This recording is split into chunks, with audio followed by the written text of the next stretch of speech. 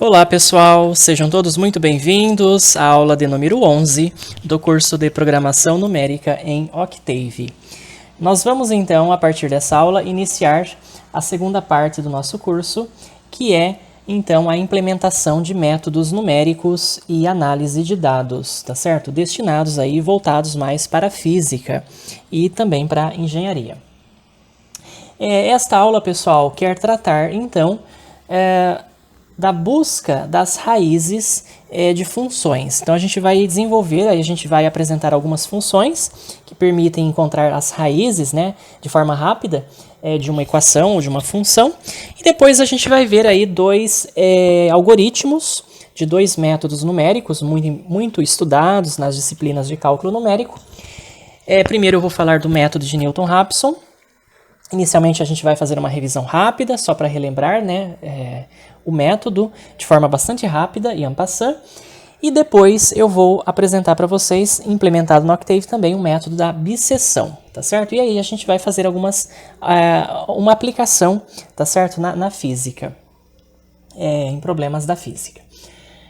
Bem, eu gostaria de começar mostrando para vocês, então a gente vai implementar, né, na verdade o código já está implementado aqui no script, um algoritmo para calcular raízes de uma equação de terceiro grau. Então, na primeira aula, pessoal, eu apresentei para vocês, bem no finalzinho da primeira aula, né, um código bastante simples, que é a fórmula resolutiva das equações de segundo grau, e aí a gente executou, né, aquele comando lá na janela de comandos do Octave. Aqui a gente vai fazer a mesma coisa, tá? Na verdade, existe uma fórmula, né? Na verdade, várias fórmulas para a gente encontrar as raízes de uma equação de terceiro grau, do tipo x ao cubo mais ax ao quadrado mais bx mais c igual a zero. É claro que a fórmula não é tão simples, né? Ela não é trivial como a fórmula resolutiva da equação de segundo grau. Então aqui, pessoal, nós temos duas possibilidades, né? Duas condições. Então é claro que no código a gente já vai ter que usar aí o comando if, que nós estudamos na aula passada. Então eu calculo dois parâmetros aqui, o Q maiúsculo e o R maiúsculo. Então o Q maiúsculo ele é a ao quadrado menos 3b dividido por 9, onde A, B e C, né, são os coeficientes aqui. Né? A é o coeficiente de x ao quadrado, B é o coeficiente de x e C é o termo independente. E eu calculo também o R, que é 2a ao cubo menos 9ab mais 27c sobre 54. Aí o primeiro caso que pode acontecer é o seguinte: se R ao quadrado, pessoal, for menor do que Q elevado ao cubo, aí eu vou encontrar então as minhas raízes x1, x2 e x3 dessas formas aqui. Então, x1 é menos 2 raiz de q, cosseno de θ sobre 3 menos a sobre 3. Quem que é θ? Θ ele vai ser o arco cosseno de r sobre raiz de q ao cubo. x2 é menos 2 raiz de q, cosseno θ mais 2π sobre 3 menos a sobre 3. E x3 é menos 2 raiz de q, cosseno de θ menos 2π sobre 3 menos a sobre 3. Então, isso aqui, né, é uma fórmula, né, são fórmulas para você achar as raízes da equação de terceiro grau. E o segundo caso que pode acontecer é quando r ao quadrado é maior, pessoal, ou igual a q elevado ao cubo. E aí nós temos então, né, que o x1, x2, x3 são dados por essas fórmulas aqui, onde A ele é igual a menos o sinal, tá? O sinal de R vezes, aí entre parênteses, módulo de R mais raiz de R ao quadrado menos Q ao cubo, tudo elevado a 1/3. E o B, ele é Q sobre A, se A é diferente de zero, e se o A for zero, o B vai ser igual a zero. E aí eu implemento, então eu coloco essas fórmulas, né? Aqui, nesse caso, a gente vai ter, nesse caso aqui, a gente tem, então, uma raiz real, que é o x1, e vamos ter duas raízes imaginárias, né? Ou melhor, duas raízes complexas, aqui, que é o x2 e o x3. Então vocês estão vendo que são fórmulas aí bastante complicadas, né? E por isso que eu já implementei para vocês então no script, tá? Agora eu vou mostrar para vocês como que elas ficam, como que elas ficaram, então representadas no meu script. Eu salvei aqui com o nome, vamos ver aqui, com o nome raiz. Deixa eu só ver, raízes 3, tá? Raízes underline 3, esse foi o nome do código. Vamos aumentar, vamos dar um zoom para vocês enxergarem melhor. Então eu criei uma função, pessoal, uma function. Então o x igual raízes underline 3, entre parênteses p, tá? E aí, então eu calculo o meu Q e o meu R. Então lembrem lá que o Q, ele vamos voltar aqui na transparência. O Q é A ao quadrado menos 3B sobre 9, tá? Então aqui, olha só, eu estou chamando, né, o A de P de 2, tá?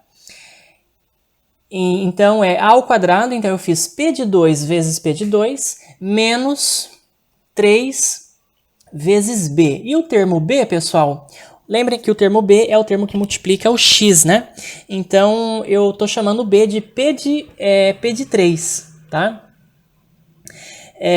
Então, o A é o P de 2, o B é o P de 3, tá? E o C, que é o termo independente, é o P de 4, tá certo? Então, isso foi uma escolha, né, do código, tá? É como se aqui fosse P de 1, P de 2, P de 3 e P de 4, né? E aí dividi por 9, então calculei o Q. Aqui é o R, né? Então 2A ao quadrado, né? Menos 9 vezes A vezes B, mais 27 vezes C sobre 54. E aí, pessoal, nós temos duas condições, né? Então aí você já utiliza aqui os comandos, né, condicionais, o if e o else, porque nós temos aí comandos, condições adicionais, por isso que a gente utiliza o else. Aí eu estou utilizando aqui a função zeros, né, 3,1, que é para reservar memória para um vetor de 3 elementos, né? Isso aí nós já vimos na aula passada. É bom você colocar isso, né, para facilitar o tempo aí de compilação, né, do código. E aí a primeira condição é aquela em que se r ao quadrado é menor do que ao cubo, então if, né, r vezes r menor do que q ao cubo. Aí eu tenho que calcular o meu θ, que é o arco cosseno de r sobre raiz quadrada de q ao cubo.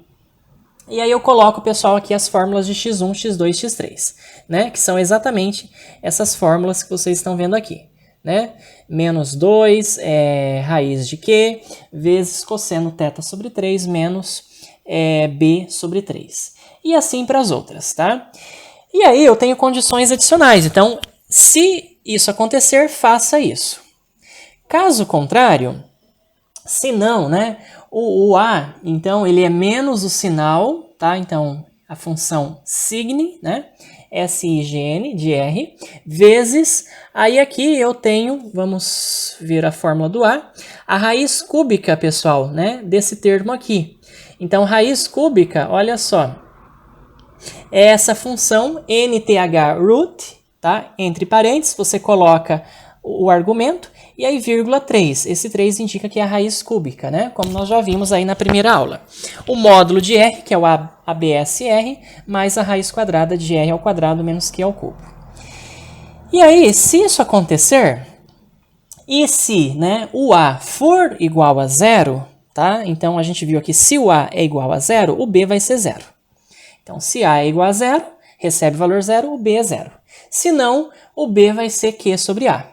Tá? E aí eu finalizo, então, né, esse meu if aqui. Tá? Esse segundo end é a finalização desse primeiro if. E esse terceiro end, pessoal, é o término da minha function. Né? E aí eu coloco, então, as fórmulas, tá? Depois aqui desse else end, né? x1, x2, x3, que é para o segundo caso aqui.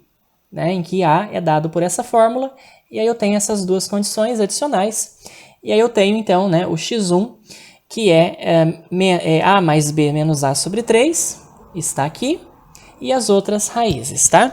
E aí finalizo, pessoal, então salvo, né, com o mesmo nome da minha função, tá? Então raízes underline 3, já salvei como raiz underline 3. E aí na minha janela de comandos, tá certo?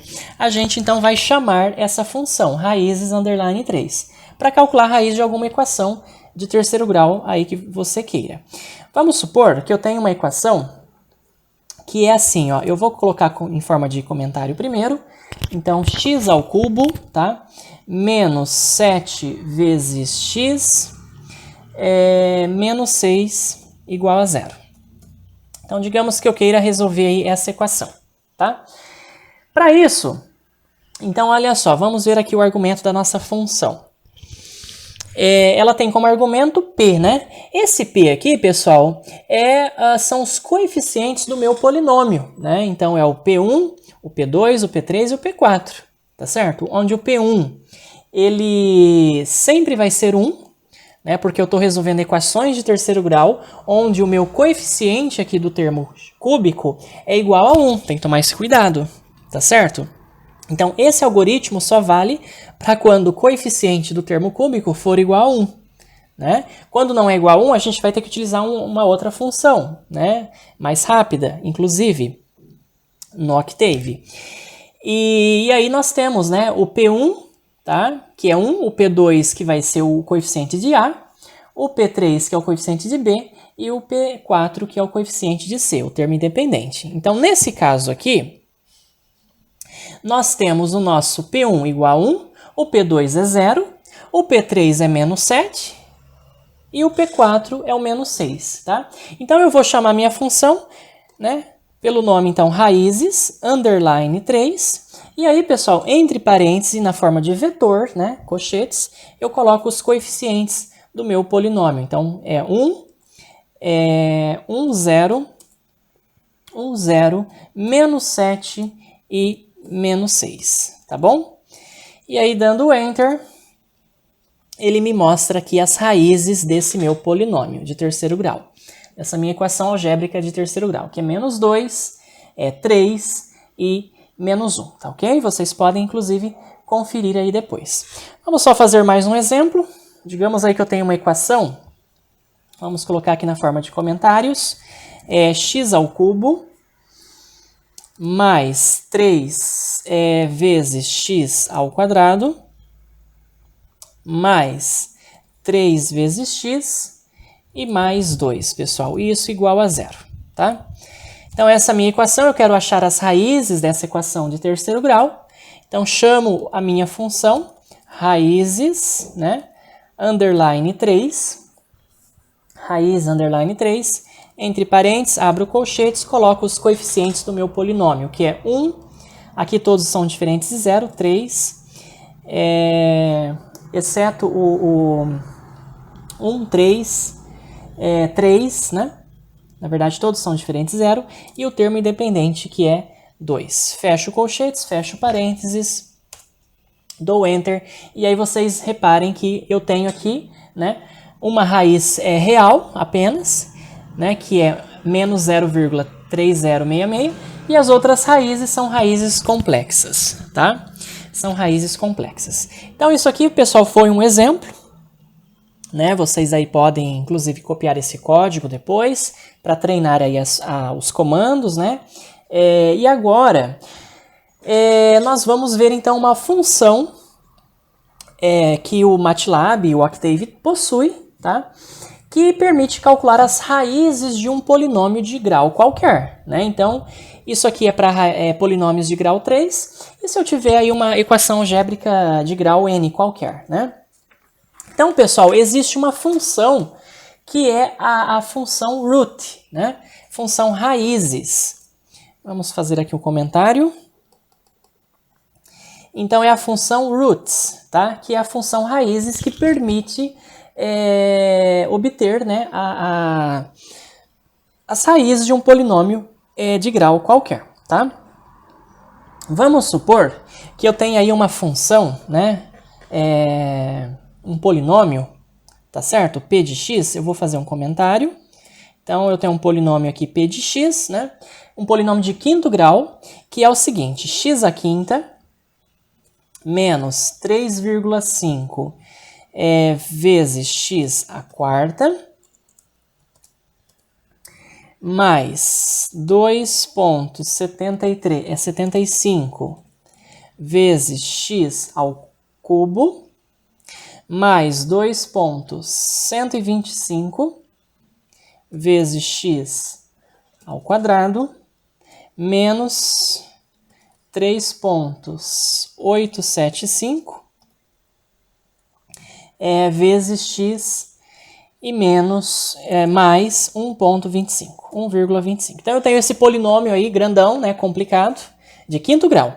E eu quero achar as raízes desse meu polinômio. Então, pessoal, é muito prático, né? Essa que é a maravilha desses programas. É muito prático, basta a gente colocar então na forma de um vetor os coeficientes desse meu polinômio e aí chamar a função roots, né, entre parênteses, o polinômio que você chamou, por exemplo, a letra que você chamou, digamos P, né?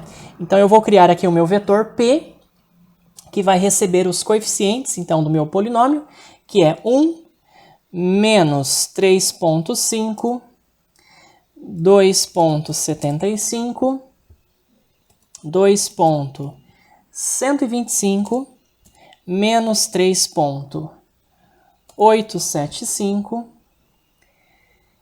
e o termo independente, que é 1,25.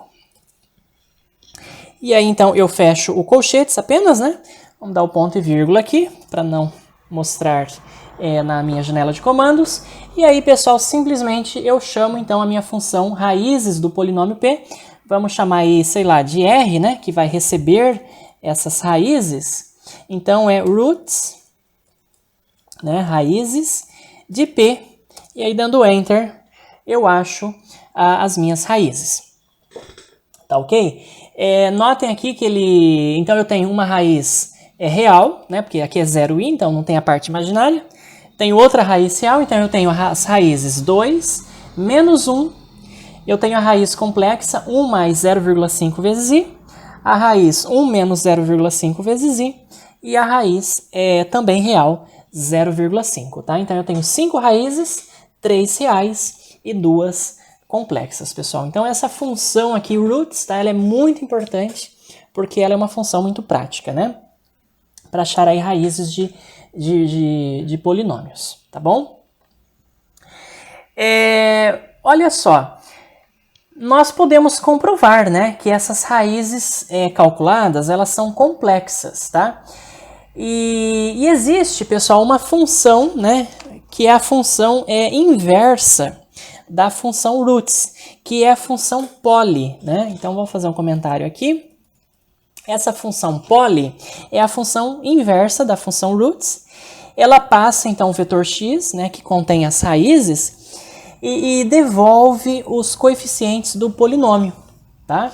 Então, vamos comprovar, né, que, de fato, essas raízes aqui são as raízes do meu polinômio. Então, por exemplo, vamos comprovar que 2, né, é uma raiz. Então, eu poderia simplesmente fazer poly val, tá? Na verdade, eu tenho que colocar também o valor. Na verdade, eu quero calcular o valor do meu polinômio, tá? P no ponto, né, x igual a 2, digamos. Que é essa primeira raiz aqui. Então, na verdade, a função completa, né, é polyval, tá? P de 2, e aí dando Enter, ele vai me retornar a resposta como 0, confirmando que, de fato, essa raiz aqui é uma raiz, né, desse meu polinômio que tem esses coeficientes. Tá, pessoal? Ou seja, essa função, na verdade, polyval, né, ela é a função inversa, da função raízes, tá? Da função roots. Muito bem. Existe uma outra função também no Octave, né, e no MATLAB, que é a função F0, tá? Mas antes de eu mostrar essa função F0, pessoal, deixa eu ensinar vocês uma coisa bastante interessante também, que é achar raízes pelo procedimento gráfico, tá? Olhando o gráfico de uma função, você pode, né, imediatamente constatar aí a raiz, né, dessa função, o intervalo, pelo menos, né, em que essa raiz se encontra, tá ok? Digamos que eu tenho aí uma função, uma equação transcendental, né? Uma função transcendental, y igual a x menos cosseno de x, e eu quero achar aí as raízes, né, pelo menos uma raiz num certo intervalo específico, digamos de 0 até π sobre 2, dessa minha função, tá? Então vamos definir aqui o intervalo do meu x. O x ele vai de 0, aí o incremento, né, o passo 0,1 até π sobre 2. E aí eu vou então, né, pedir para que ele plote a minha função y igual a x menos cosseno de x. Essa é a minha função transcendental. E já vou, pessoal, pedir para ele plotar, né, a minha função, tá? Transcendental, que é y igual a x menos cosseno de x. Vamos aguardar um pouquinho. E aqui está, então, né, a função. Vamos só colocar a nossa grade, a nossa grid minor, para a gente visualizar um pouco melhor. Deixa eu aproveitar e já aumentar também o tamanho desses eixos, pessoal. Então, e desses valores, 7 GCA, font size, né, o tamanho da fonte. Vou colocar um tamanho 25, tamanho 20, só para vocês facilitar a visualização. E olha só, então aqui vocês podem constatar, pessoal, que a gente tem uma raiz aqui, né, nesse intervalo, aí entre 0,5 e 1, né? Então, existe uma raiz aqui, um ponto, tá certo? Que é, então, esse ponto aqui. Então, o procedimento gráfico, ele consiste em fazer o quê, pessoal? Em marcar, né, sobre o gráfico, você clica em cima aqui, tá certo? E aí ele te dá, né, lá na janela de comandos a raiz, tá ok? Então olha só, para a gente fazer isso, eu nem vou colocar aqui nome dos eixos, né, e o título do gráfico. A gente faz o seguinte, na forma de um vetor, né? Então x raiz, vamos colocar assim, x raiz e y, né? Y raiz. Eu vou dar uma função, pessoal, aqui é uma função nova agora, chamadaginput, tá? O que essa funçãoginput vai fazer? Eu vou dar Enter, e aí eu vou lá no meu gráfico, tá? E quando você posiciona, então, o seu mouse, né, sobre o gráfico, você vê que a seta, né, ela se transformou em uma cruz, né, uma pequena cruz. O que você vai fazer? Você vai clicar, tá certo? Bem no ponto em que a curva intercepta o eixo y igual a 0, né? Que é para você achar a sua raiz, é x. Você pode, inclusive, até dar zoom, pessoal, no ponto. Você pode dar zoom nesse ponto, tá? E aí fica mais fácil para você marcar o ponto, tá? Então você vai clicar. Opa, eu acho que é aqui. Tá aqui. Você vai clicar então com o botão direito. Você vai clicar com o botão direito sobre esse ponto, né? E aí você vai dar um Enter. Voltando na janela de comandos, olha só, ele mostra para você aquele ponto que você marcou lá, em forma de cruz. Então, o x, né, ele é 0,7385, né? O ideal aqui seria que o y, pessoal, fosse 0, né? Vocês viram aqui que o y ficou da ordem de 10 a menos 4, mas o ideal seria que fosse 0.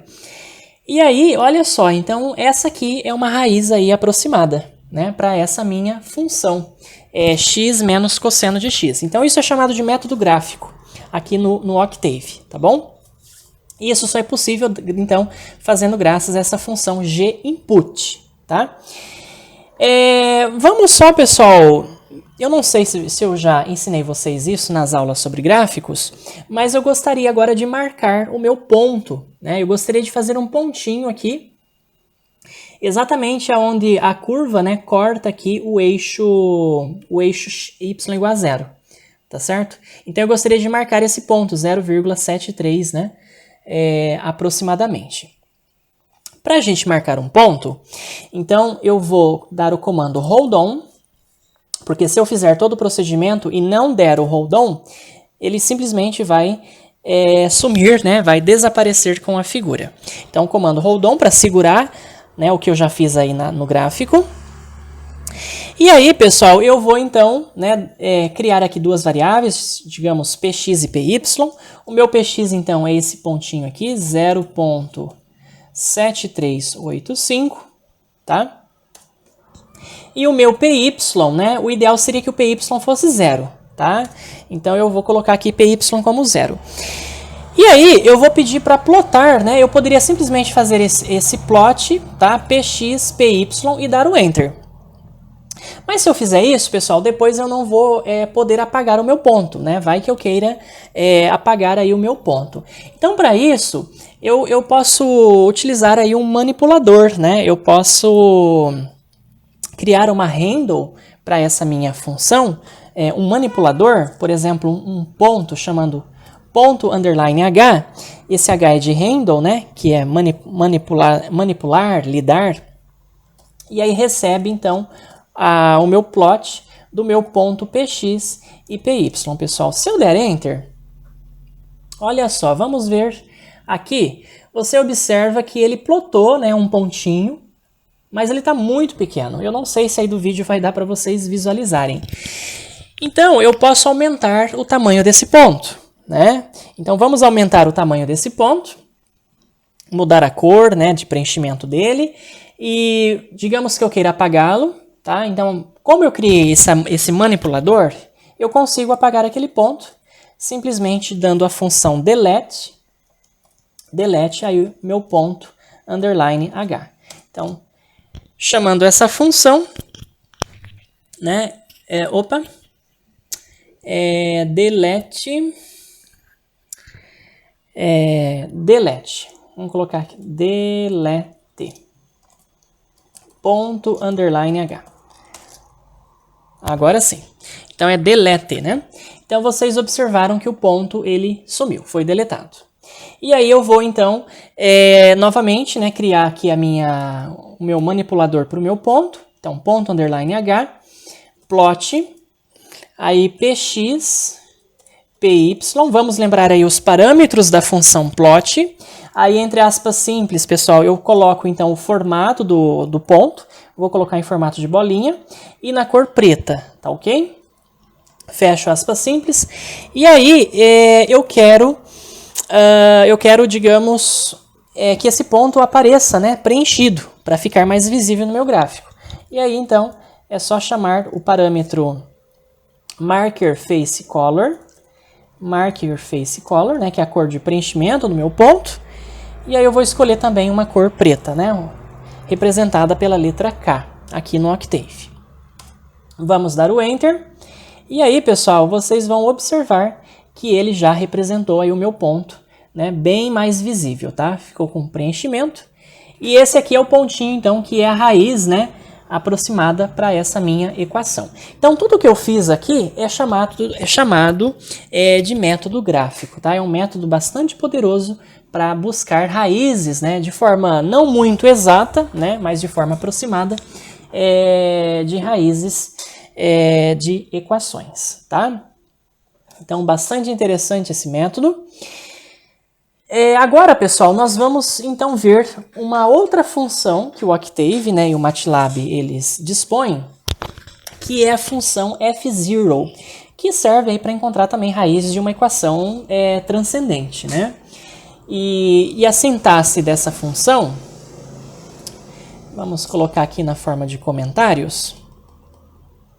A sintaxe da minha função f0 é a seguinte, entre parênteses, então você coloca lá a sua função, vírgula, entre colchetes, você coloca o intervalo que você quer, né, determinar a raiz dessa função, tá? Outra possibilidade é você colocar o x0, né? Você coloca aí o seu x0, tá? Que é o ponto inicial, né? A gente pode passar o x0, né? Um valor próximo da raiz, né? Uma primeira aproximação, e ela também vai te encontrar a raiz. Então, olha só, eu vou dar um exemplo aqui para vocês. Digamos que eu tenho essa mesma função aqui que eu criei, tá? Que é essa função desse gráfico, y igual a x cosseno de x menos x. Vamos só confirmar qual é a função. Exatamente, na verdade é x menos cosseno de x, né? Que aqui eu representei. Tá?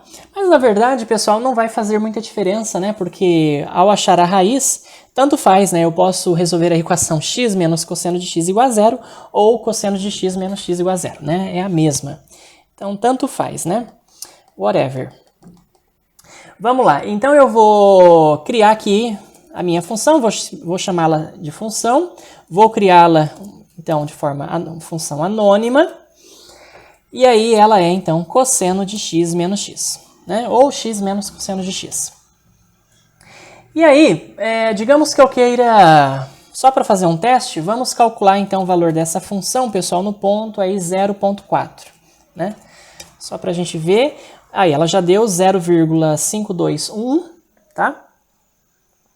E aí, para encontrar, então, a raiz dessa minha função, né? Equação transcendental, eu atribuo a minha variável r, então, os zeros da minha função através da função f0, e aí eu coloco aqui o nome, né, da função, que é função, e aí entre colchetes eu coloco o intervalo que eu quero determinar essa raiz. Então, digamos, olha, né, eu sei aí, então, que essa raiz está mais ou menos entre 0,5 e até 1, né?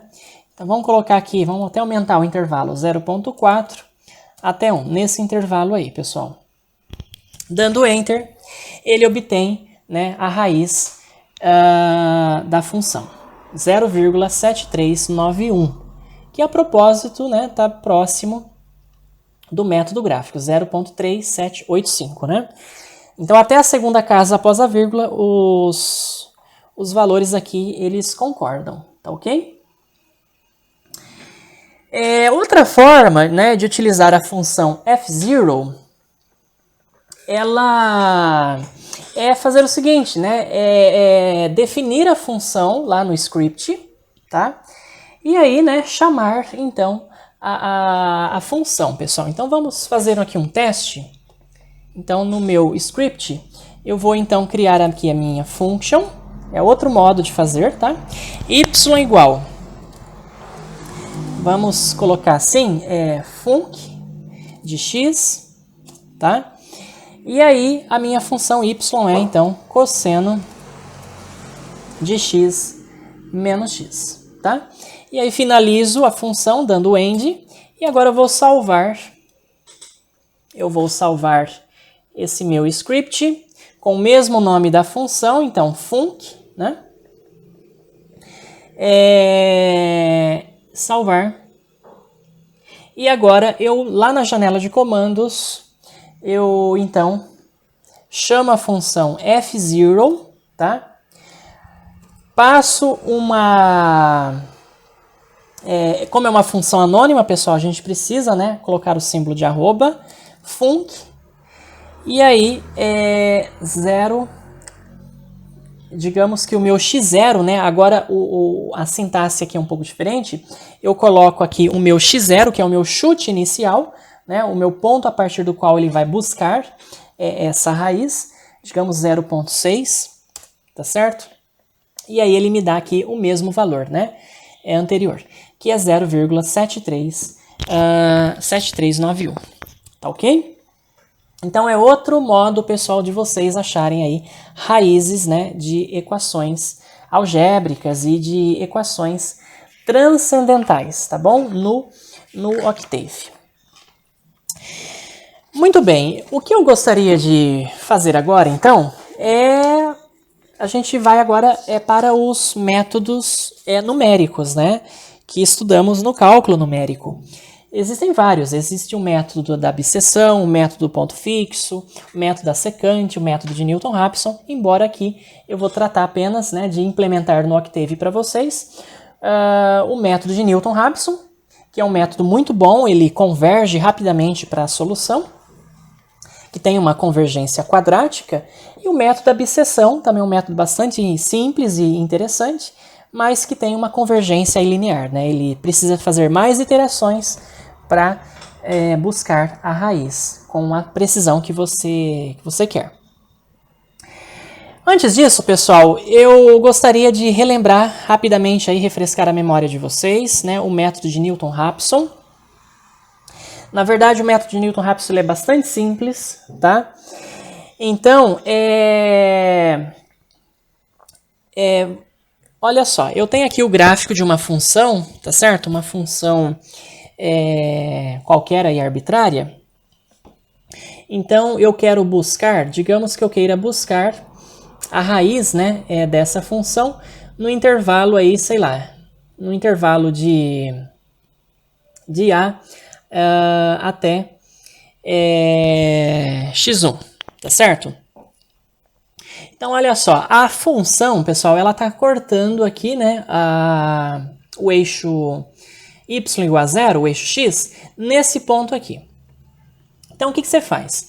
Você escolhe um ponto, né, um chute, o seu chute inicial, o seu x1, né? Então, ele tem esse ponto P1 aqui, ele tem como abscissa x1. O que você faz? Você traça uma reta tangente à função no ponto P1. Essa reta tangente, ela intercepta o eixo x no ponto x2. Esse ponto x2 define um ponto P2 aqui na sua curva. Então, nesse ponto P2, você traça uma nova reta tangente, tá? E essa reta tangente intercepta o eixo x aqui, ó, no ponto x3, que está, a propósito, mais perto do seu b. O b aqui é a raiz, né? Ele está chamando de raiz da função. Muito bem. Esse ponto x3, pessoal, é a abscissa de um ponto aqui, P3. E aí, nesse ponto P3, ó, aqui ele não mostrou, né? Mas você vai traçar uma outra reta tangente que vai interceptar o eixo x num ponto x4 que está mais próximo da raiz. Então, você vai fazendo esse procedimento n vezes. Você vai fazendo essas iterações até aproximar, né? Até se aproximar da sua raiz com o erro, né? Com a precisão que você queira, tá? Então, essa é a ideia básica aí do método de Newton-Raphson. É um método numérico extremamente poderoso para encontrar raízes de equações, né? Seja equações algébricas ou equações transcendentais. O procedimento matemático, então, do método de Newton-Raphson é esse aqui, né? Então, olha só, a inclinação, pessoal, ele mostra aí para vocês, então, a inclinação de L1. L1 é essa reta aqui, né, que vocês estão vendo. Então, a inclinação dessa reta, nós sabemos, matematicamente, né, pelo cálculo diferencial, é a derivada, tá, da função no ponto x1. Né? Então, é o f' de x1. Isso aqui é a inclinação da reta, é o coeficiente angular dessa reta L1. E então o y, né, no ponto x1, então é o y do ponto P1, que é f de x1, menos o y aqui, né, nesse ponto x2, que é 0. Tá? Então é f de x1 menos 0, dividido pelo intervalo x2 menos x1. Tá? E aí, pessoal, eu isolo aqui o x2, então eu quero calcular o meu x2. Então, isolando aqui nessa fórmula, né, o x2, eu acho que x2 é x1 menos f de x1 sobre f' de x1. Então, se eu quiser calcular a abscissa do meu segundo ponto, P2, que vai servir como próximo, né, na iteração, eu faço, então, o x1 menos o valor da função em x1 dividido pela derivada da função em x1. E aí eu vou fazendo isso, pessoal, eu vou repetindo esse procedimento N vezes. Então, N mais 1 iterações, né? Então, o meu x de N mais 1 é o meu x na enésima iteração menos f de xn sobre f' de xn, para n maior ou igual a 1. Então, essa aqui é a fórmula, sendo x1 uma aproximação inicial dada. Essa aqui, pessoal, é a expressão que vai representar, então, o método de Newton-Raphson, tá? Como exemplo, olha só, eu tenho um exemplo aqui para vocês. Digamos que eu queira achar a raiz dessa função x vezes logaritmo natural de x menos 1 pelo método de Newton-Raphson, com o chute inicial aí x0 igual a 2, e o meu erro, né, o epsilon aqui, é de 1 em 100, tá? 10 a menos 2, 1%. Então, primeira coisa, nós temos que calcular a derivada da função, f' de x é o ln, então, de x mais 1, tá aqui a derivada.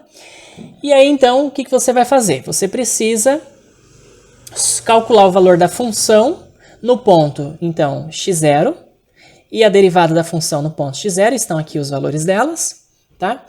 E a partir desses dois valores, então, pela fórmula de Newton-Raphson, né, que é esse x2 aqui, que vai ser o x1, né, o meu x1 nesse caso é 2, menos o valor da função pela derivada da função no ponto. Então, você vai fazer 2 menos esse valor dividido pela derivada da função, que é esse valor aqui. E aí você acha o seu x1. Você vai ter que calcular novamente o valor da função no ponto x1, tá? E também, né, o valor da derivada da função no ponto x1. E esse aqui é o meu x1. E aí, novamente, repetindo a fórmula de Newton-Raphson, você calcula, né, o seu... E você constata, inclusive, ó, já na segunda iteração, pessoal, né, o valor da função no ponto aqui, x2, já deu 0. Tá? Indicando que esse ponto aqui que está em vermelho já é a raiz, né, dessa minha equação aqui, que, aliás, é uma equação transcendental. Aqui estão os erros, né? Então, aqui você já repara que o erro ele ficou menor, né, do que a sua precisão desejada, 10 a menos 2, indicando que isso aqui é a raiz da função. Então, o processo para a obtenção do zero foi repetido apenas uma vez, né? Já na segunda iteração, você já encontrou a sua raiz. Então, o método de Newton-Raphson, pessoal, ele é muito bom porque ele tem uma convergência quadrática, né? Ele tem uma convergência muito rápida, diferente da maioria dos outros métodos, tá? Então, eu relembrei aí para vocês de forma bastante rápida, bastante básica, tá? O método de Newton-Raphson. O objetivo aqui, pessoal, não é, né, fazer um curso de cálculo numérico, tá? Se você já passou pelo cálculo numérico, melhor ainda, né? Mas também, se você não passou, não se preocupe, você também certamente conseguirá acompanhar. Olha, como o método de Newton-Raphson é muito simples, eu vou aqui já implementar para vocês, passo a passo, esse método aí de Newton-Raphson, tá bom? Vamos colocar aqui o zoom. Então, pessoal, vocês estão observando que são processos aí iterativos, né? E então nós precisamos usar os comandos de repetição, né? A gente pode utilizar o for ou o comando while, né? Que também nós já vimos nas aulas aí passadas. Então, existem várias maneiras, tá, de você implementar, né, esses códigos. O que eu vou mostrar aqui são apenas alguns exemplos, né, alguns exemplos dessas diversas maneiras. Então, inicialmente, eu vou criar minha function, aí o meu x, né, que vai receber, então, né, eu vou chamar aqui de Newton-Raphson. Já tem uma função aqui, Newton-Raphson, pessoal. Então, eu vou colocar Newton-Raphson 1, tá, só para ficar diferente. E aí, as entradas da minha função, quais serão as entradas? Então, eu vou ter que digitar aqui a minha função f, vou também ter que digitar, nesse caso, a derivada da minha função f. Então, eu vou colocar assim, f underline derivada. Eu tenho que dar um chute inicial, né? Então, o meu x0. E eu também preciso falar para o programa, pessoal, qual é a precisão que eu quero, né? Dentro de qual erro, né? Eu vou aqui simplesmente chamar de erro, né? Ou precisão, qualquer coisa. Esse aqui, então, são os parâmetros, né, de entrada da minha função, que eu estou chamando de Newton-Raphson 1. E aí, pessoal, o que ele vai ter que fazer, né? O programa ele vai ter, então, que pegar essa fórmula aqui, né, iterativa, e vai ter que repetir ela até que o módulo, né, até que o erro relativo fique menor do que o meu erro que eu estabeleci no meu programa. Tá certo? Então, eu vou utilizar aqui o comando while, tá? A função while. Eu vou colocar aqui a função while, entre parênteses de 1. E aí eu coloco então a fórmula, né? Que é x igual a x0, tá? Menos aí o valor da função, né? No ponto x0. Dividido pela derivada da função. Então, f underline derivada, né? No ponto x0. Então, eu vou pegar essa aqui, vai ser a primeira iteração, pessoal. Tá certo? Primeira iteração. E ele vai fazer isso, né? Várias vezes. Mas infinitas vezes? Não. Até quando o erro absoluto, né, do meu cálculo for menor do que o erro, né, que é a minha precisão. Então, tem uma condição. Então, se o módulo, né, que é o ABS, do meu erro relativo, que é x menos x0, dividido por x, tá certo? Isso é menor do que o erro, tá? Então, se isso acontecer, ele vai ter que parar. Então, eu vou ter que dar o comando aqui, pessoal, break, tá? Ele vai parar. Né? E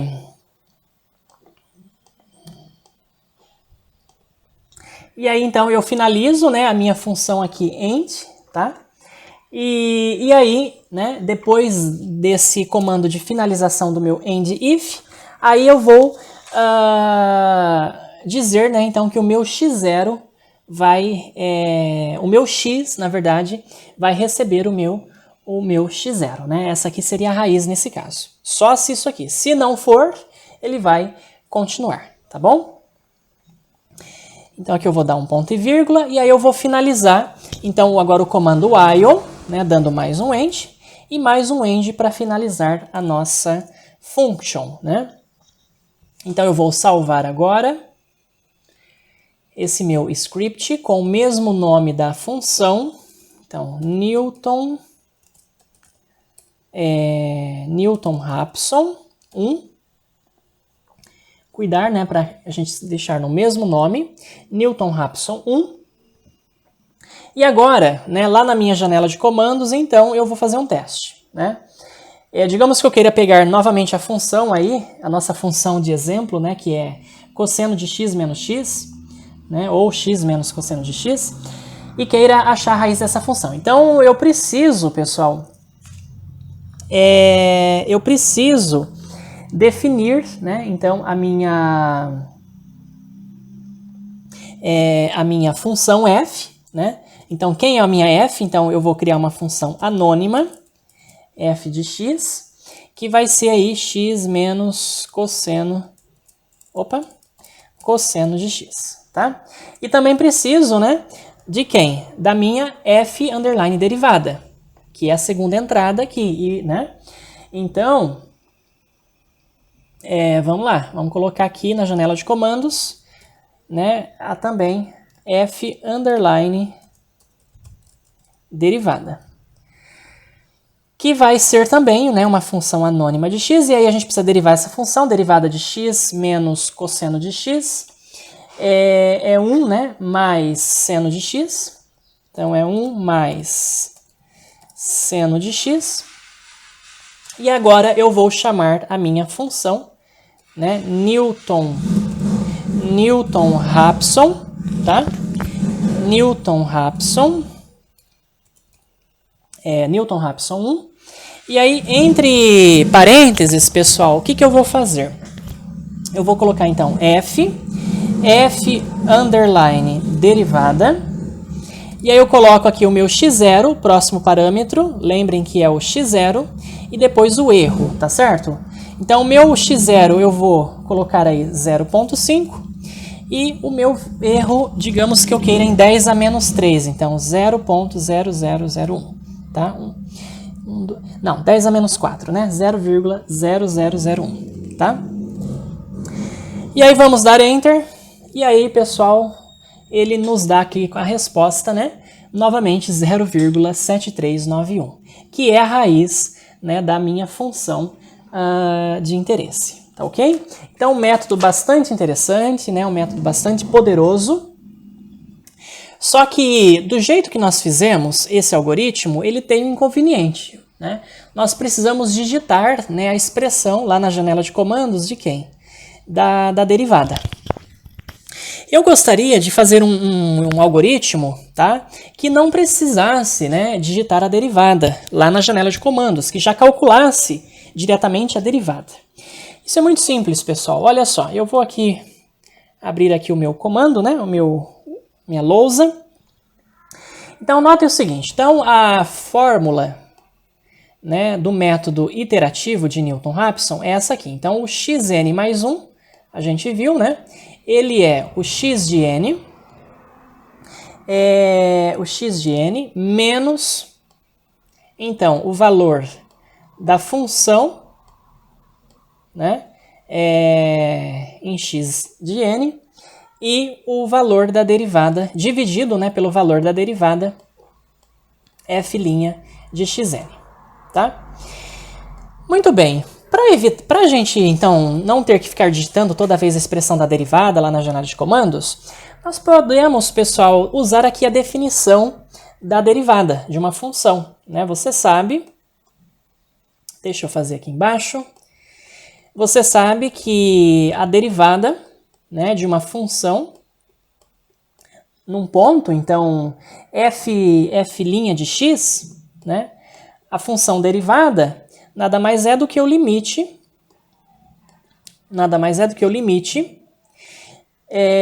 de f de x mais delta, vamos colocar aqui um incremento, né, infinitesimal delta, menos f de x,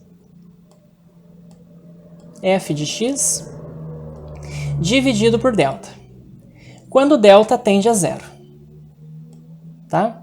Então, para delta tendendo a zero, né, no limite, então o limite desse quociente aqui, né, isso nos dá a derivada. Então, é a taxa de variação da função, né, em pontos, tá certo? E aí eu uso, então, pessoal, eu substituo esse f' de xn por esse f de x mais delta, menos f de x sobre delta, tá? E aí, a fórmula do método de Newton-Raphson, que a gente vai implementar lá no Octave agora, ela vai ficar assim, eu vou escrevê-la assim, xn menos esse delta, né, que vai ficar aqui embaixo, ele vai para o numerador, então vai para cima, então fica delta vezes f de x de n, tá certo? Dividido aí pela diferença, né, f de x mais delta, menos f de x, né? Nesse caso aqui de x de n, né, pessoal? Então, x de n aqui e aqui também é x de n. Então, essa fórmula aqui, ela é equivalente, né, a essa aqui, porque eu estou usando a definição de derivada. E lá no Octave, nós vamos estabelecer, então, um valor para esse delta, na verdade, né, porque nas máquinas aí de ponto flutuante, né, não pode ser zero. Então, a gente vai ter que estabelecer um delta bastante pequenininho, né, para que o programa ele calcule para mim, né, compute, tá certo? As raízes da minha função pelo método de Newton-Raphson. Então, novamente aqui no meu script, pessoal, eu vou abrir um novo script. Vou dar o zoom aqui para vocês visualizarem melhor. E vou, então, começar a implementar o meu método numérico de Newton-Raphson. Então, eu vou criar aqui a minha function, x igual, vou chamar ela de Newton-Raphson 2, tá? que agora é o meu segundo teste.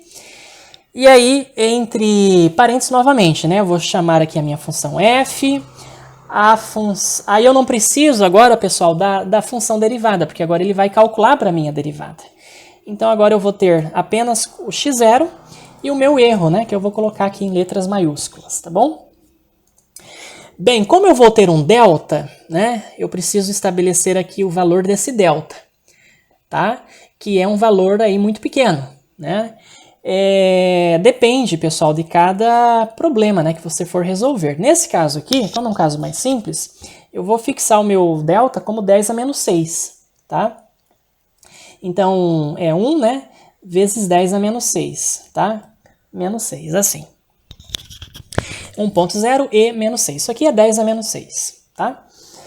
E aí, novamente, né, o meu laço de repetição, então, while, entre parênteses, colocar esse 1, e aí eu coloco a expressão, então, x0, né, x0 menos, aí delta, então eu coloquei o delta em maiúsculo, tem que escrever em maiúsculo, né, nesse caso, vezes aí a minha função, f de x0, dividido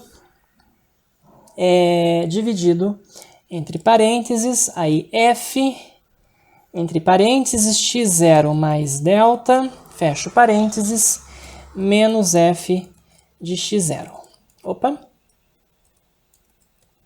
F minúsculo. F de x0. Tá? E fecho mais um parênteses.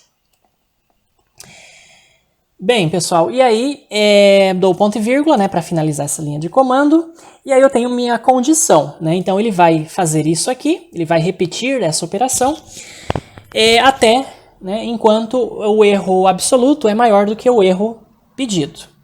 Então, if o módulo do meu erro relativo, né, aliás, o meu erro relativo, que é x menos x0, dividido por x, for menor, então, do que o erro que eu estabeleci, eu vou pedir, então, para ele parar. Então, dou aí o meu break, tá certo? Finalizei o meu if, e aí ele vai, então, pegar o meu x0, né, e vai atribuir para x, tá? O meu x, então, vai receber o x0. E aí finalizo aqui o while com o comando end e mais um end para finalizar a minha function. Tá ok, pessoal? Vamos salvar aqui o nosso algoritmo com o mesmo nome da minha função, né? Então, Newton underline Raphson 2. Vou salvar. Deixa eu só conferir se está tudo certinho. x0 menos delta. F de x0. Tá ok. Vamos então agora para a janela de comandos. E agora, pessoal, nós chamamos então, né, a nossa função. Agora a chamada é bem mais simples, né? Então, eu vou chamar a minha função mesma coisa, né? Que eu fiz aqui em cima. Então, eu vou colocar aqui a minha f, né? É uma função anônima, tá? De x. E aí eu vou colocar x menos cosseno de x, tá? Que é a nossa função aí de teste. E aí eu chamo a função, então, Newton Raphson 2.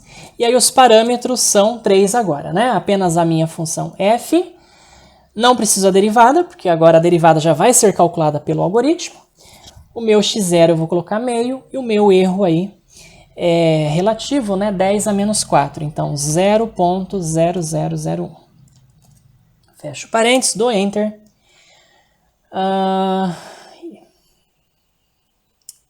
Ele só fez um alerta aqui, mas ele deu, pessoal, como resposta, né? Aqui a mesma resposta, né? Aqui é a raiz da minha função, 0,7391.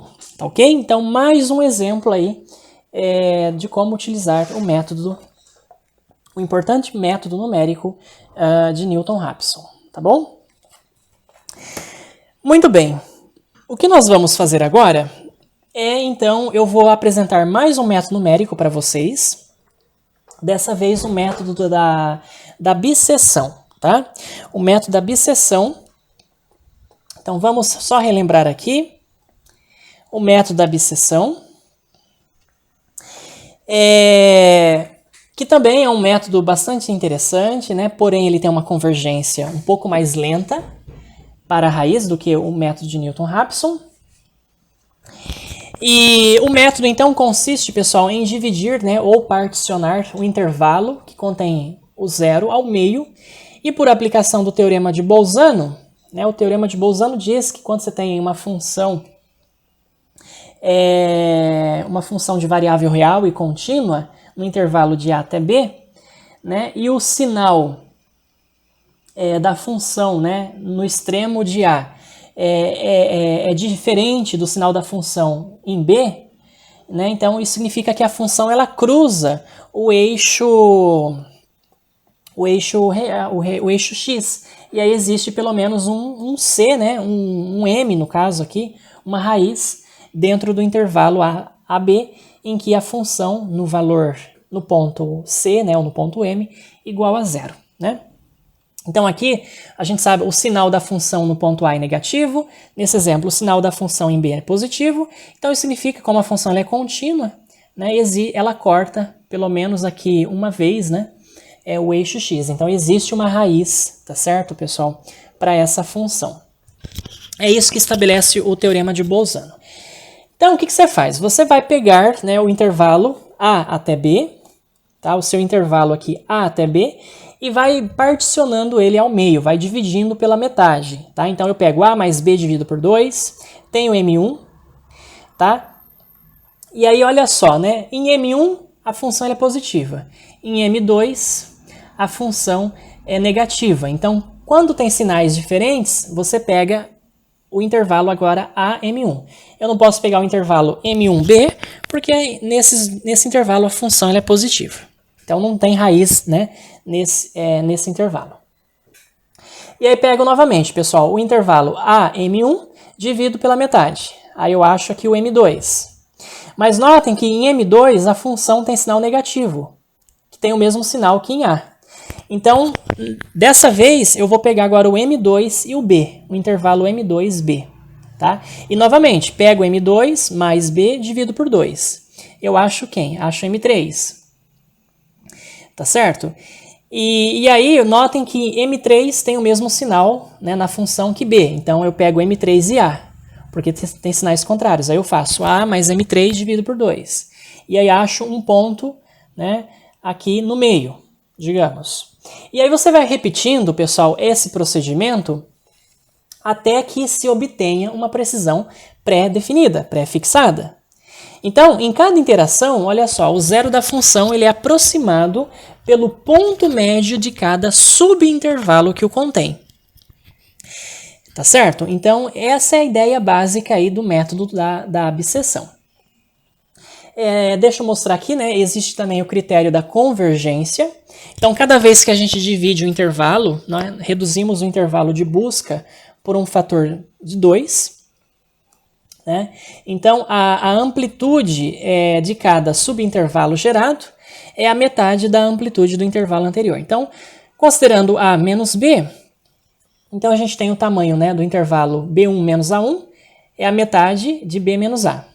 Depois, B2 menos A2 é a metade de B1 menos A1, ou seja, B2 menos A2 é o intervalo inicial, B menos A, dividido por 2 ao quadrado. B3 menos A3, B menos A sobre 2 ao cubo. Ou seja, para n iterações, nós temos, então, o tamanho do subintervalo BK menos AK é o intervalo inicial, B menos A, dividido por 2 elevado a K, né? Onde esse K aí é o número de iterações, pessoal. E partindo dessa expressão, você consegue descobrir, então, o número de iterações, tá? Até que se atinja a precisão desejada. Então, quando você está aqui no subintervalo BK menos AK, você quer que ele seja menor aí do que o seu erro o seu erro, né, relativo, pré-estabelecido. Então, quem que é BK menos AK? Ora, é B menos A sobre 2 elevado a K. E isso tem que ser menor ou igual ao seu erro relativo, epsilon. Tomando o log, pessoal, ou logaritmo de base natural de ambos os lados da expressão e desenvolvendo isso, você pode isolar o seu K, que é o número de iterações, né, que vai satisfazer o fato de que o seu subintervalo seja menor do que o seu erro relativo. Então, o número de iterações ele é maior ou igual que o ln, né, de B menos A, tamanho do intervalo, menos o ln do seu erro relativo, dividido pelo ln de 2. Essa fórmula aqui ela é muito importante, tá? Para quem está aí operando, né, achando raízes com o método da abscissão, especialmente na mão, né, para ter uma ideia de quantas iterações vai ter que fazer, até que se atinja a precisão desejada. Olha só, aqui eu dei um exemplo para vocês. Eu tenho uma equação aqui, tá? Transcendental, né? E elevado a x igual a x mais 2. E eu quero achar, então, uma solução dessa equação no intervalo de menos 2 até 2, com uma precisão aqui, ó, de 10 a menos 1, tá? Ele está chamando aqui de TOL, né? De tolerância. Então, olha só.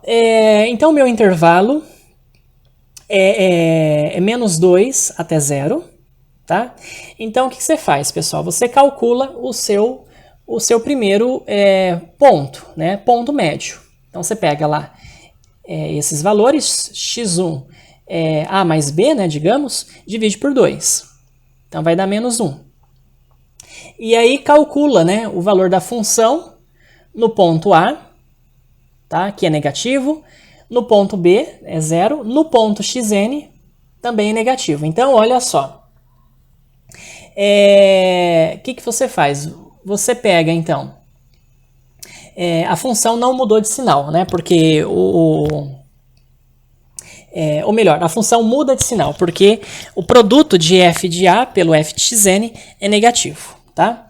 Novamente, você vai pegar o seu A1 agora, que é menos 2, novamente, vai repetir o A, e o seu B1 é o termo aqui, menos 1. Então, novamente, pega a média, divide por 2, soma isso, divide por 2, dá menos 1,5. E aí calcula, pessoal, o valor da função, né, nesses pontos e vê se a função muda de sinal. Se a função muda de sinal, nesse caso ela muda de sinal, você vai manter o A, que é menos 2, e vai pegar esse menos 1,5. Soma, divide por 2, né, isso aqui é o ponto médio, calcula o valor da função nesse ponto médio, e novamente nesse ponto menos 2, continua negativo, significa que a função muda de sinal, né, porque mais vezes menos é menos, então isso indica que a função está cortando aí o eixo x, né? E aí você repete esse procedimento até atingir o seu erro relativo, tá certo? Então olha só, como ele quer aqui com uma precisão de 10 a menos 1, né? Já aqui, pessoal, na quarta iteração, ó, né? Você constata, né, você já atinge o seu erro relativo, né, a sua precisão desejada. Que a raiz aqui, nesse caso, é menos 1,8125. Tá? Inclusive, você pode calcular o número de iterações usando essa fórmula. Tá? Essa fórmula aqui.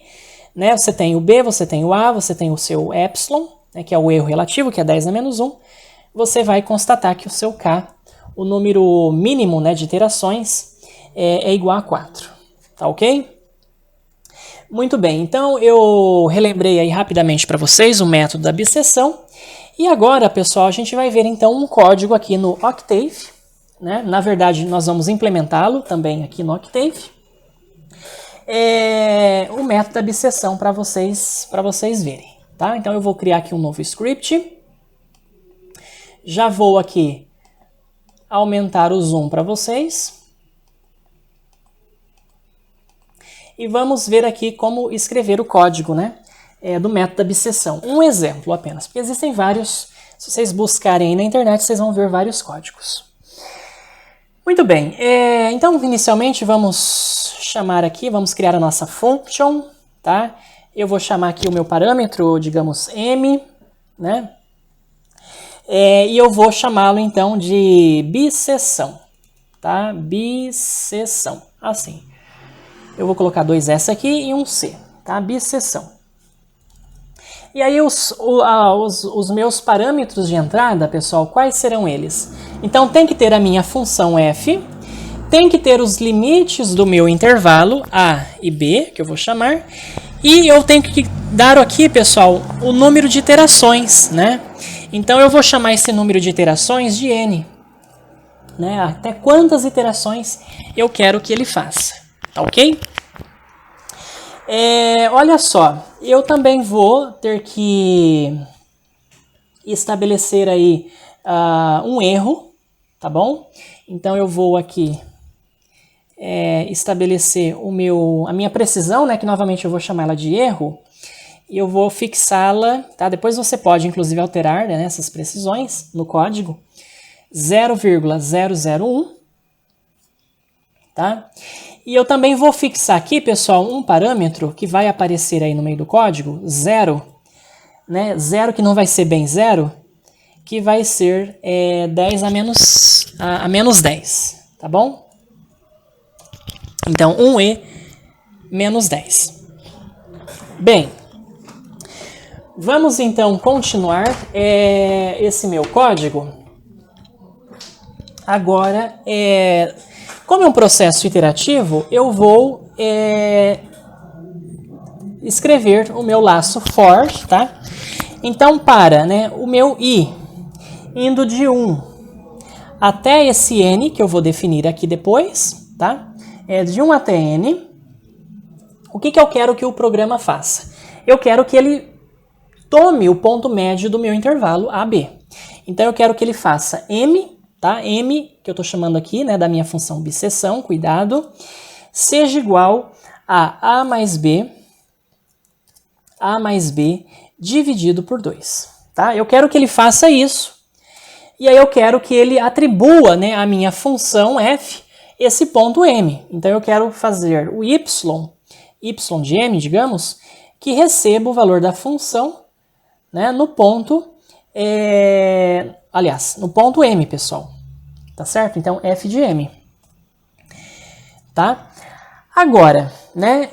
E eu quero que ele faça isso infinitas vezes? Não. Até quando o módulo, né, desse meu y de m seja menor, tá? Maior do que esse 0, do que esse 10 a menos 10. Né? Eu não quero que ele chegue aí ao epsilon de máquina, digamos assim. Então, eu dou o comando condicional if. Então, se o módulo do meu y, né, de m for menor do que esse 0, que simplesmente eu poderia ter colocado, né, aqui 1e a menos 10, tá? Não tem problema. Agora, se isso acontecer, eu quero que ele pare. Então, eu dou aqui o comando break. Tá? Dou o comando break. Se não, pessoal, agora, então, a função else if, né? Agora, que significa isso? Agora, se o produto, né, da minha função f de a vezes a função f de m, que é o ym, tá certo? For menor do que 0, que é exatamente a condição, né, para que ele receba o próximo ponto. Então, se isso aqui for menor do que 0, né, o B vai ser o M, tá? Vai ser o M. Se não, né, se isso for positivo, né, então else, ou então se não, a gente vai ter o A que vai receber o M, tá? Exatamente, né, o que foi mostrado aqui para vocês, né? A lógica dos sinais, né? Dos produtos de sinais da minha função. Então ele vai fazer isso aqui, ele vai dividindo por 2, né? O A mais B. Então ele acha aí um M, calcula a função no ponto M. Tá? Até quando o módulo desse ym for menor do que 10 a menos 10. Então, isso aqui é um comando adicional. Se o produto de f de a por y de m é menor do que 0, quem vai receber o m vai ser o B. Caso contrário, vai ser o A. E aí ele vai continuar, pessoal. Então aqui, ó, eu dou o AND para esse primeiro if. Mais um AND aqui. Tá? E agora aqui. E aí eu posso finalizar então todos esses comandos, tá? Só que pode acontecer também uma coisa, pessoal. Pode acontecer que o meu número de iterações i seja igual ao número n, né? E aí, se isso acontecer, então eu quero que o programa fale para mim que ele não encontrou raízes, né? Porque também isso pode acontecer. Então, mais um comando condicional aqui. If o i, então, for igual ao n, que é esse número máximo de iterações, ele vai, então, me dar um erro, né? Então, error, e aí eu mando que ele imprima na tela, né? Não há raízes, digamos assim, tá? E aí eu finalizo, né, esse end. Aqui o end if, o end for, e aqui mais um end, né, para minha function, certo? Esse último end é para function, né? Então é basicamente esse, pessoal, o algoritmo, tá, do método da bisseção, é um exemplo apenas, tá? Um exemplo bastante simples, inclusive. Vou salvar então com o nome aí, né, bisseção. Bem, aqui eu tinha dado 3 ends, na verdade, que são 2 só. Então, na verdade, essa aqui é a sequência correta, né, de comandos, tá, do meu algoritmo. Agora sim, está com o número certo de finalização aqui de ends, né? E agora, pessoal, a gente então vai fazer o teste desse algoritmo aqui na minha janela de comandos. Então, vamos pegar aqui a nossa função de teste novamente, né? Vou criá-la aqui de forma anônima. E ela é, então, cosseno de x menos x, tá? Então, eu vou chamar a minha função bisseção, tá? E os parâmetros são f, aí o meu intervalo, digamos, de 0,5 até 1. E vamos por aí que eu coloque 10 iterações, tá? Olha só, ele já deu aqui o valor, né? Ele mostra, na verdade, as iterações, né, as 10 iterações, mas a gente viu, pessoal, que era 0,7391, né, se eu não me engano. E, assim, até a segunda casa tá ótimo, né? A gente ainda, inclusive, pode melhorar a precisão, tá, desse método. A gente pode, inclusive, diminuir o intervalo. Vamos colocar aqui bisseção, vamos colocar a nossa função f do intervalo de 0,7 a 0,8. Vamos manter 10 iterações. Olha, ele já melhorou, né? A partir da 10ª iteração você já tem aqui 0,7392, tá? E você, inclusive, pode, né, aumentar o número de iterações, tá certo? Você pode alterar o código, pessoal, você pode colocar aqui um erro, né, menor ainda, né, uma precisão, sei lá, de 10 a menos 4, 10 a menos 5, e aí você vai refinando, né, cada vez mais aí o seu método, tá bom? Muito interessante isso, tá? E agora eu vou fazer o seguinte, eu vou mostrar um outro código para vocês que ajuda, né, que serve para encontrar raízes múltiplas de funções. Existem funções, pessoal, né, principalmente aí funções trigonométricas, que têm muitas raízes, né, várias raízes.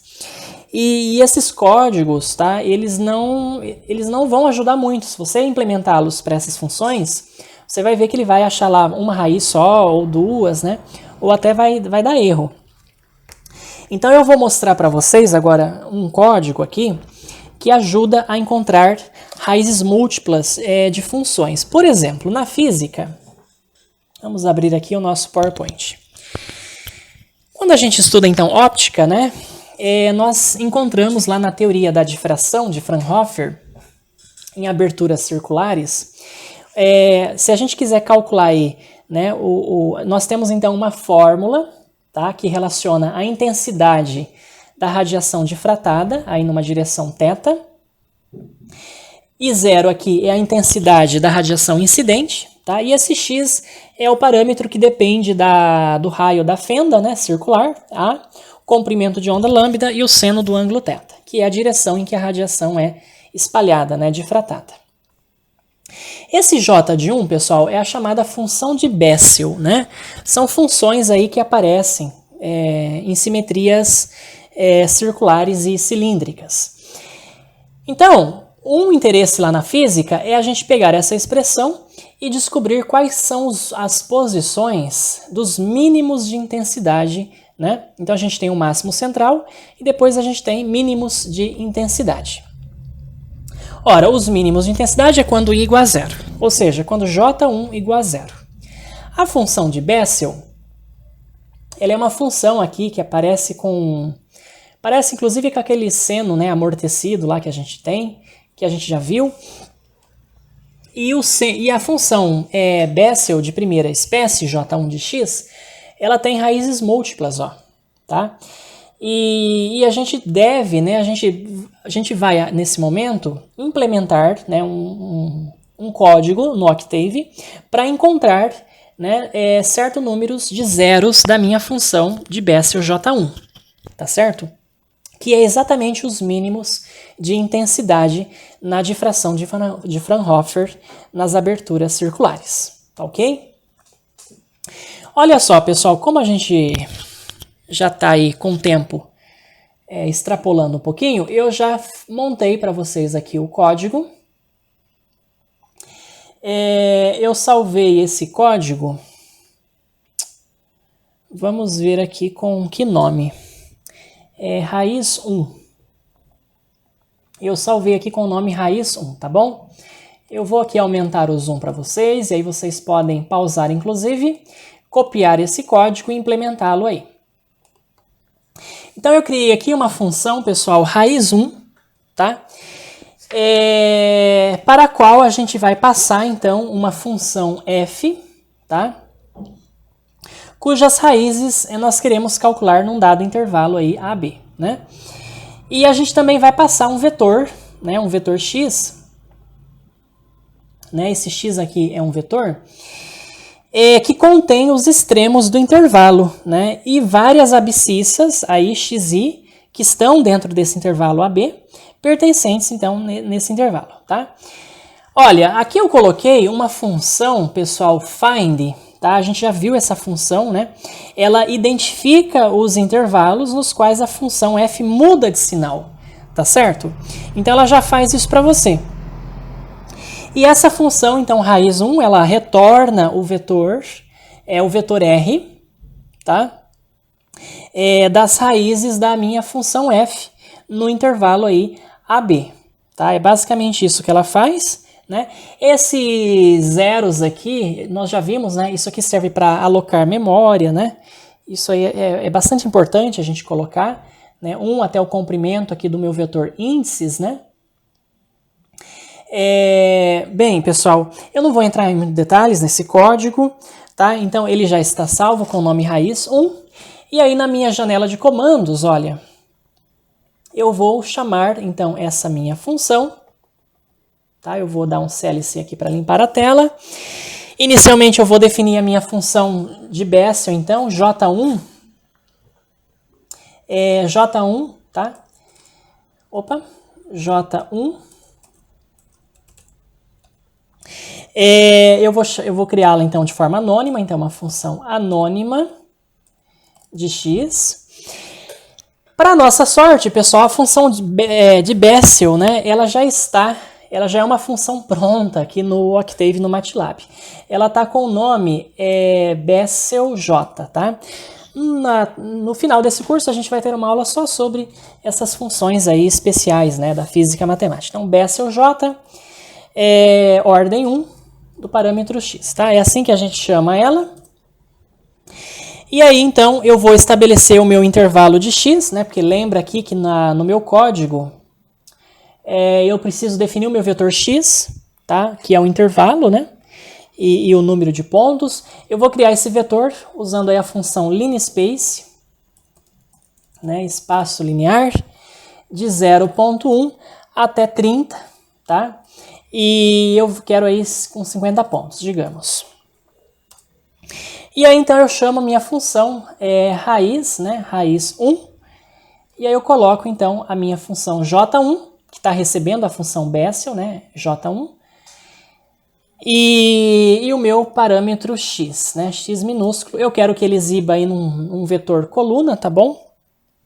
Então eu coloco esse símbolo de apóstrofo, pessoal, e dou Enter, e olha só, ele exibe para mim aqui, né, os zeros da função de Bessel, né, aqui tem 1, 2, 3, 4, 5, 6, 7, 8, 9, né? Ele está me mostrando aqui 9 zeros, tá certo? Da função Bessel J1, que são exatamente os zeros. Deixa eu mostrar aqui. São exatamente esses zeros aqui, né? Aqui eu tenho 1, 2, 3, 4, 5, 6, 7. Lá ele está me mostrando 9 zeros, tá? Da função. Na prática, geralmente a gente precisa de alguns zeros apenas, né?